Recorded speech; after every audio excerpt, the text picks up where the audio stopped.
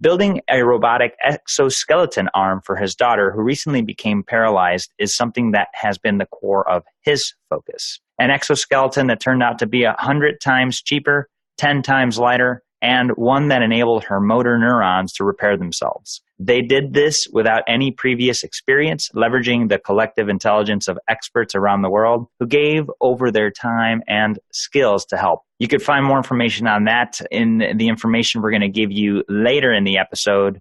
But a little more on Votto. He loves working on audacious projects that tackle hard problems and are for the greater good. So it's a privilege to have him here today with us. Votto, with that, I want to welcome you and give you an opportunity to share a little bit about yourself that I haven't touched on. Welcome.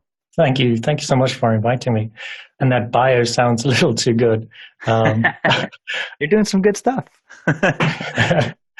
So I've been working on open innovation projects for a number of years, about a decade, maybe even 15 years, and working on solving problems in a way that requires me to reach out to experts from a variety of different fields to help me solve particular parts of the challenge that I'm trying to work on. And this started quite naturally or evolved quite organically.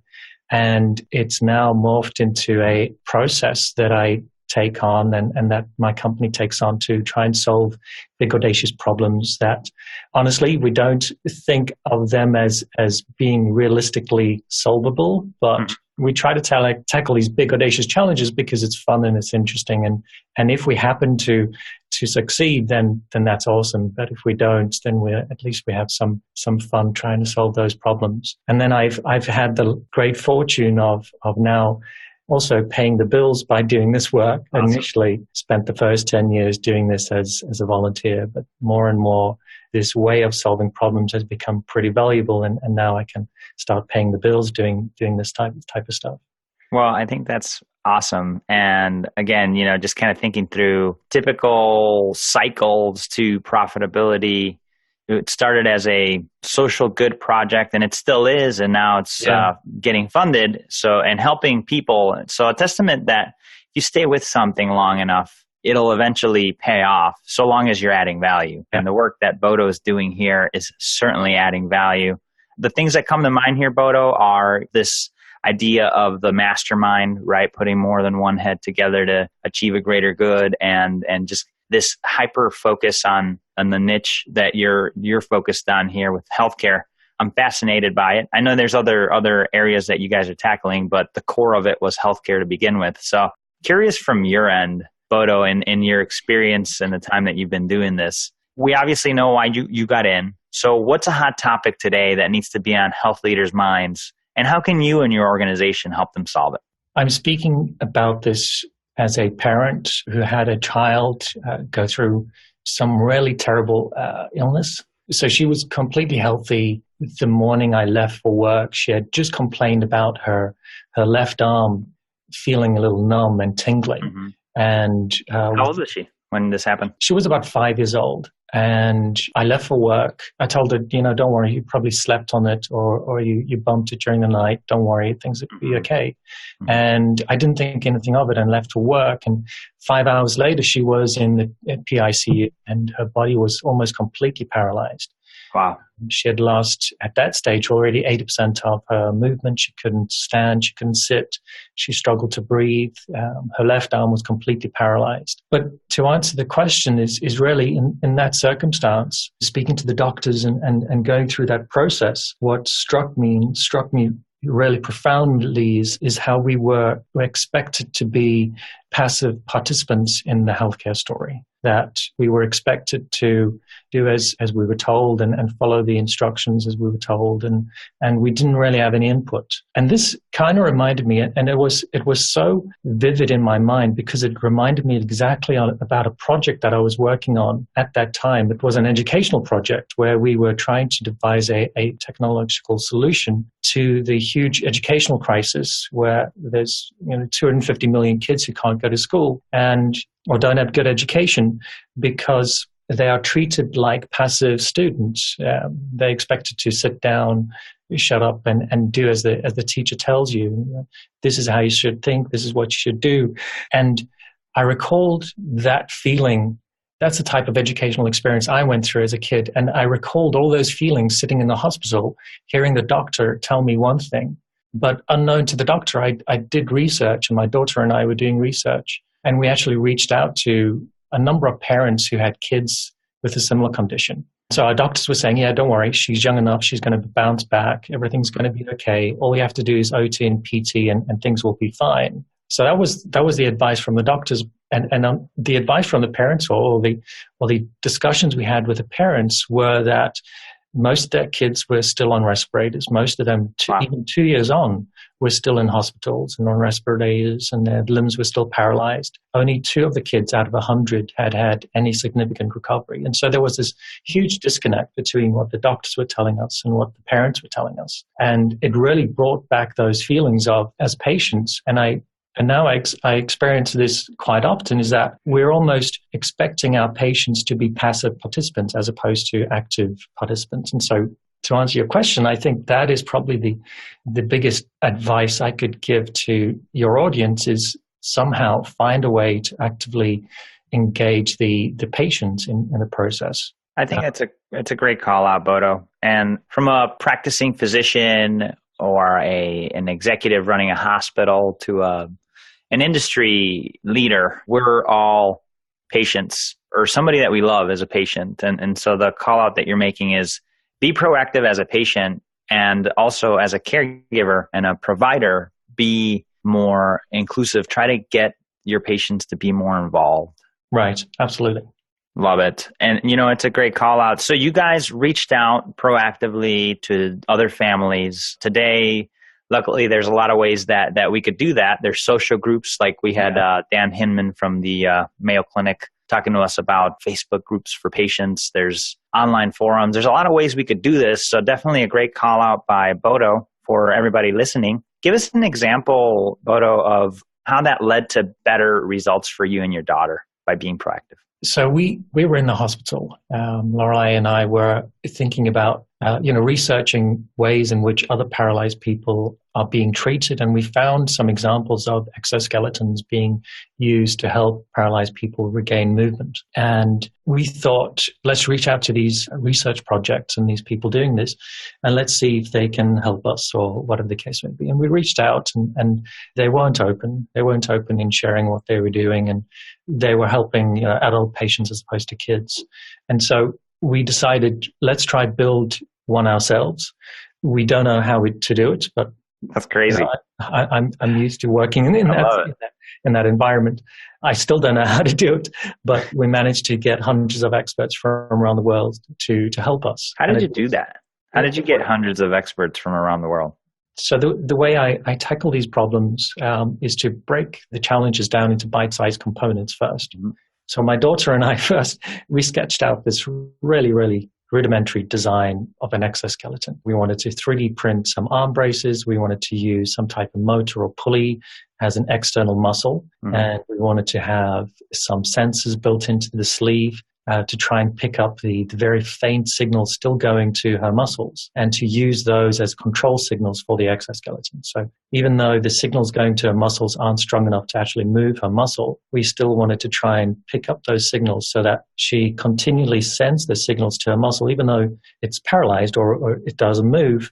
We wanted to force the brain to continually send signals that way so that she doesn't forget, and in the hope that it would help the rehabilitation like we saw in the examples we researched. And so we broke down this project into those components. And so the first problem is, okay, we don't know how to 3D print, right? So let us find a community that can help us 3D print. And we did that. And then we didn't know how to, and then we realized, we needed accurate measurements of Lorelei's arm. And then we didn't know how to do a 3D scan of her arm. So we reached out to communities doing 3D scans to help us with that.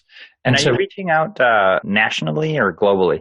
This was globally. So we just did a Google search on like 3D printing communities. We found them on Facebook and Twitter and LinkedIn and Google Plus and all of these different weird places. Yeah, it kind of reminds me of how Elon Musk just decided to build a rocket. Like, he had no idea. Yeah, and he was smart, right? But he had no idea how to build a rocket. But he just kind of did what you guys are doing.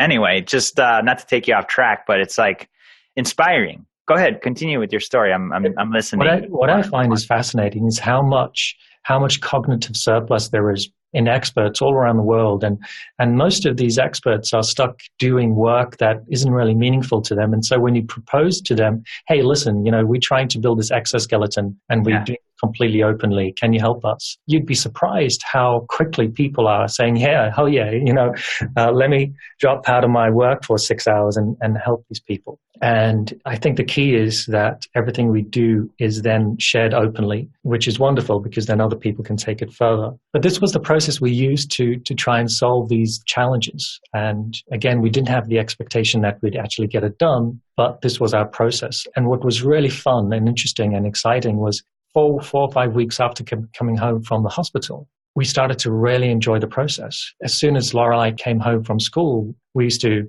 drop her bags. We wouldn't do homework. We couldn't care about doing homework, but we immediately started working on this project. That's awesome. And we used to have Skype phone calls with crazy people from around the world. Man, that's awesome. These people would teach us how to wire an Arduino or how to hook up the electrodes or how to code a piece of software or all of these different things. And my 5-year-old daughter and my 3-year-old son used to get involved, and my wife was sewing for us and all of these things. We had so much fun, which was, I also think, part of the healing process. She didn't accept her own condition. She was hopeful that something would happen. She was working actively on solving this challenge, and she was actively sending signals to her arm continually since day one. And all of this, I think, helped her in the end. What a neat journey, and definitely appreciate you sharing the ins and outs. And man, I'd be like, this guy is a cool dad. I don't have to do my homework. This is awesome. I get to talk to people from all over the world and do cool stuff that actually does make me smarter and helps me at the same time and the world. Love your story, Votto. Definitely appreciate you sharing it.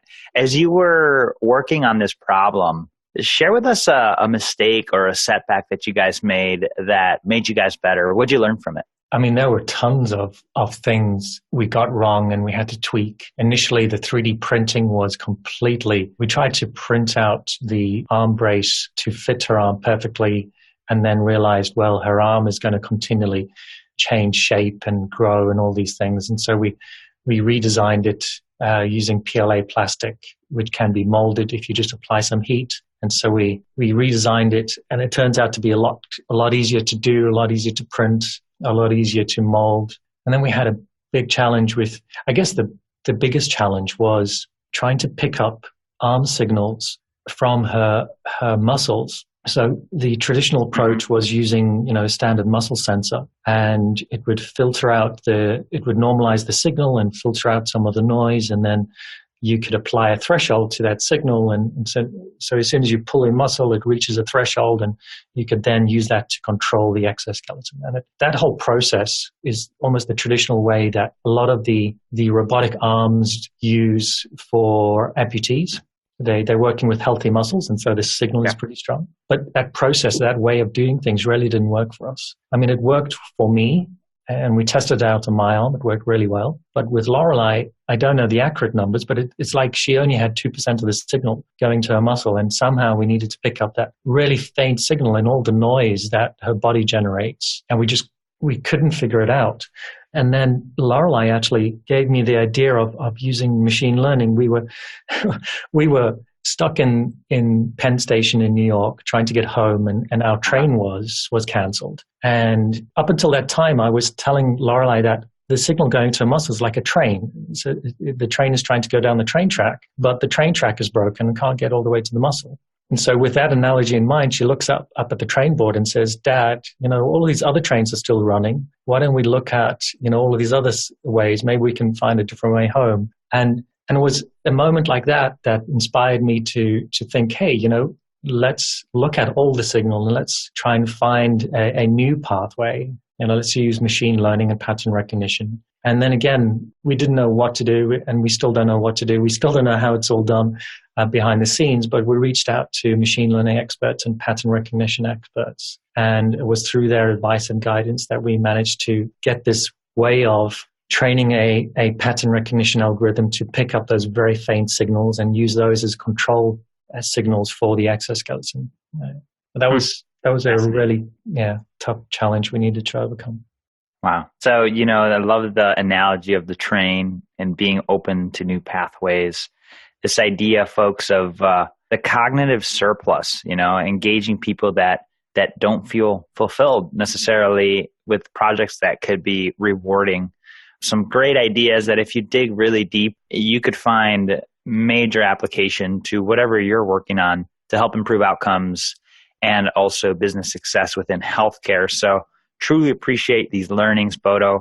How about one of your proudest moments that you've experienced to date in your business or in your journey with your daughter? Proudest moment. This was about a year after we started this project.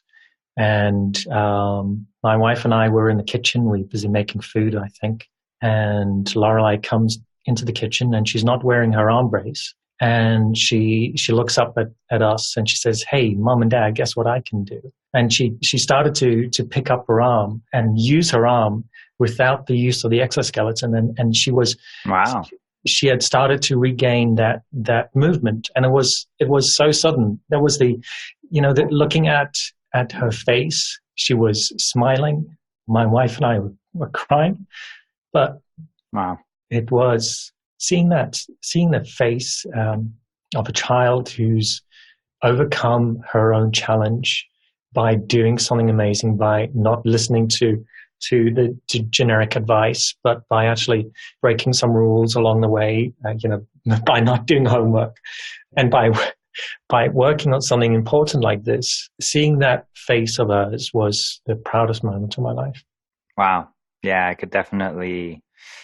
You took us there, Votto, and I definitely felt like I was seeing your daughter move her arm. It was a proud moment, and again, folks, don't take generic advice and don't give generic advice if you could avoid it. This is a great call out. Lots of words of wisdom by Votto. An amazing story. How's your daughter doing today? She's awesome. She's just a regular kid. Her arm is doing better. It's plateaued now. So it's got about, I don't know the accurate numbers, but I guess about 40% of the strength back. Wonderful. Her shoulder is still paralyzed. We haven't been able to train that. We haven't been able to build something for the shoulder. It's orders of magnitude more complex, but we're pushing forward slowly. But she's doing great. She's having fun. That's awesome. Well, for you folks listening, and maybe you got inspired by this story, maybe you work on shoulders or know somebody that does, we'll have an opportunity to reach out to Votto and his daughter here after the lightning round. He'll provide the best way to contact them, and maybe some collaboration can arise there. What would you say an exciting project you're working on today is, Votto? One of the most exciting projects I'm working on is a project called Open Social Innovation, which takes this process that I've been developing now over the last 10, 15 years and expands that globally. And it's about the way I work on projects is like I described, I break it down into these components, which I call bricks, a component for 3D printing, a component for all of these different things. And, working on all these projects, a lot of these components, they don't work, but some of them do. And all of them we structure as bricks, right? And so when I start a new project, I could look at all these other bricks that I've developed and see, okay, maybe I can clip some of these other bricks together and give myself a head start, right? So I could clip in a business model brick, and I can clip a marketing strategy brick to a new whatever, Yeah, for sure. And these bricks, they consist of social networks, processes, procedures, things like that, right? Yeah, absolutely. Anything that you would think of doing within a regular business. But we're applying this to education, much like the project that my daughter was working on. Her exoskeleton really provided her a superb education. We're working with a lot of challenge-based educational models where students, instead of sitting in classrooms listening to lectures, they would actually work on real-world projects. So while they work on these real-world projects, they would work within this framework, building these bricks. And all of these bricks are openly available to every other student. And so very quickly you have an open Creative Commons licensed library of bricks that students are working on, becoming increasingly of higher quality, being able to be leveraged by students around the world. And hopefully, we get to a point where the quality can compete with some of the most well-funded organizations out there. And that's super cool. bricks can solve some of our biggest challenges. I love it. So folks, if you're curious about this, check out the work that Votto and his team are up to. It's www.dev4x.com. That's DEV4x.com. Check them out there. Votto, let's get into the lightning round. Are you ready? I'm ready, yeah. All right. What's the best way to improve healthcare outcomes? I think echoing what I said earlier is actively engage the patients. Try to help them understand that they have an active role. What really works for us is finding examples of what other people are doing and how they are struggling and what they are doing. And I hope that if you have patients with something similar to what Lorelei and I have, we've got a wiki which shows us everyone what we did and how we did it and all the problems we faced and how they can build their own exoskeleton.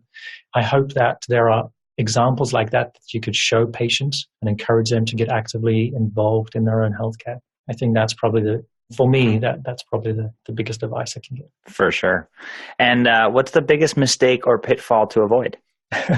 So what's interesting about the project I worked on is almost none of the experts we reached out to were medically qualified people. A lot of engineers? Well, yeah, a lot of engineers, a lot of creatives, a lot of designers, a lot of artists. There's a huge pool of talent out there. You don't need to, if you have a problem with signal processing, reach out to signal processing experts, like people that work for the SETI project, trying to decipher signals from outer space. Or we reached out to Google DeepMind folks that were training the pattern recognition algorithm to detect cat pictures and videos from the internet. These are experts in their own right and can be used, their expertise can be applied to anything, including medical situations or medical challenges. How do you stay relevant despite constant change? It's crazy. It's like the rate of information being generated and the rate of knowledge being generated is so quick that as a human, we're never going to know everything. We're never going to know everything new within our fields. And that problem is going to become increasingly